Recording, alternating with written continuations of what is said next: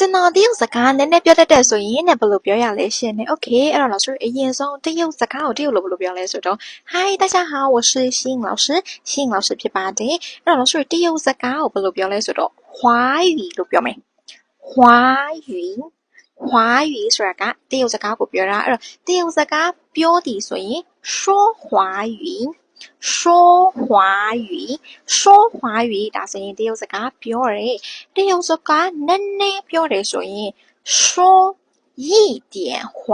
语说一点华语一点ဆိုတာကနည်းနည်းတော့မဟုတ်အနေငယ်ကိုပြောတာ说ဆိုတာကတော့ပြောသည်ပေါ့နော်အဲ့တော့说一点华语ဆိုတော့တရုတ်စကားနည်းနည်းပြောတယ်ဟုတ်ပြီတရုတ်စကားနည်းနည်းပြောတတ်တယ်လို့ပြောမယ်ဆိုရင်会说一点华语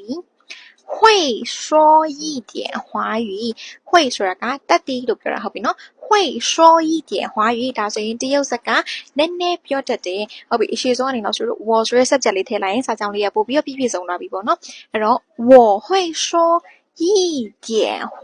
语ဒါဆိုရင်ကျွန်တော်တရုတ်စကားနည်းနည်းပြောတတ်တယ်ဆိုတဲ့အဓိပ္ပာယ်ပါ